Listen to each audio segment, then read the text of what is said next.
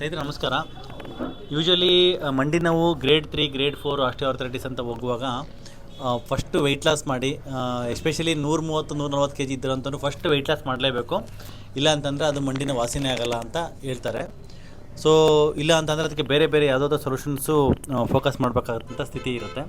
But ಇಲ್ಲಿ ನಮ್ಮ ಹತ್ರ ಒಂದು ಪೇಷಂಟ್ ಇದ್ದರು. ಅವರು 133-134 kg ಇದ್ದರು ಸ್ಟಾರ್ಟಿಂಗ್ ಬಂದಾಗ.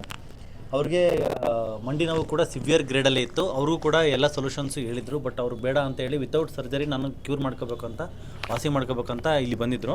ಅವ್ರಿಗೆ ವೆಯ್ಟ್ ಲಾಸ್ ಆಗಿರೋದು ಬರೀ 3 kg. ಬಟ್ ಮಂಡಿ ನೋವು ಕಂಪ್ಲೀಟಾಗಿ ಹೋಗಿದೆ. ಇನ್ನು ಸ್ವಲ್ಪ ಮೈಲ್ಡಾಗಿ ಸ್ಟಿಫ್ನೆಸ್ ಬರ್ತಾಯಿದೆ ಅಂತ. ಅದನ್ನು ನಾವು ಸರಿ ಮಾಡೋದಕ್ಕೆ ಬೇರೆನೆಲ್ಲ ಸೊಲ್ಯೂಷನ್ ಮಾಡೋಕ್ಕೆ ನೋಡೋಣ. ಸಾರಿಗಿರೋದು ಮೇನ್ಲಿ ಫ್ಯಾಟಿ ಲಿವರ್ ಗ್ರೇಡ್ 2 ಇದೆ. ಆ ಫ್ಯಾಟಿ ಲಿವರ್ ಗ್ರೇಡ್ 2ನ ಇನ್ನು ಸ್ವಲ್ಪ ಕರೆಕ್ಷನ್ ಮಾಡೋದಕ್ಕೆ ಏನೇನೆಲ್ಲ ನಾವು ಆಪ್ಷನ್ಸ್ ತೊಗೋಬೋದು ಅಂತ ಫೋಕಸ್ ಮಾಡೋಣ. ಸೊ ನಾನು ಎಲ್ಲ ವೀಡಿಯೋದಲ್ಲಿ ಹೇಳಿರ್ತೀನಿ, ಮಂಡಿ ನೋವಿಗೆ, ಸೊಂಟ ನೋವಿಗೆ ವೆಯ್ಟ್ ಲಾಸ್ ಮಾಡಿ ಚಪಾತಿ ತಿನ್ನಿ, ಮತ್ತು ಸ್ವಲ್ಪ ಏನಾದರೂ ವೆಯ್ಟ್ ಲಾಸ್ ಮೇಲೆ ಪ್ರೋಟೋಕಾಲ್ ಮೇಲೆ ಜಾಸ್ತಿ ಫೋಕಸ್ ಮಾಡ್ತಾ ಹೋಗಿ ಅಂತ ಹೇಳ್ಬಿಟ್ಟು, ಆ ಇನ್ಫ್ಲಮೇಷನ್ ಇನ್ನು ಬಾಡಿನಲ್ಲಿ ಜಾಸ್ತಿ ಆಗ್ತಾ ಹೋಗುತ್ತೆ.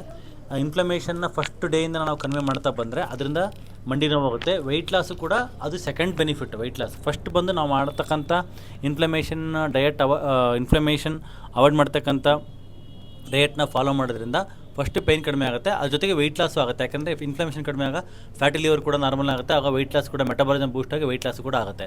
ಇಲ್ಲಿ ಫಸ್ಟ್ ವೆಯ್ಟ್ ಲಾಸ್ ಮಾಡಿ ಆಮೇಲೆ ಮಂಡಿ ನೋವು ಕಡಿಮೆ ಆಗುತ್ತೆ ಅನ್ನೋದು ಯಾವತ್ತೂ ಕೂಡ ಇರಲ್ಲ. ಉಲ್ಟಾ ಆ್ಯಕ್ಚುಲಿ ಇನ್ವರ್ಷನ್ ಟ್ರೀ ಥರ, ಇನ್ವರ್ಟೆಡ್ ಟ್ರೀ ಥರ. ಸೊ ಫಸ್ಟು ಬಂದು ಇನ್ಫ್ಲಮೇಷನ್ ಫುಡ್ ಸ್ಟಾಪ್ ಮಾಡಬೇಕು. ಅದರಿಂದ ಮಂಡಿ ನೋವು ಕಡಿಮೆ ಆಗುತ್ತೆ. ವೆಯ್ಟ್ ಲಾಸ್ ಇದೆ ಸೆಕೆಂಡ್ರಿ ಬೆನಿಫಿಟ್ ಅಂತ. ಸೊ ಆ ಥರ ಒಂದು ಮೆಥಡು. ಸೊ ಸಾರು ಅದೇ ಥರನೇ ಅವ್ರಿಗೆ ಮಂಡಿ ನೋವು ಆಲ್ಮೋಸ್ಟ್ ಕಡಿಮೆ ಆಗಿದೆ.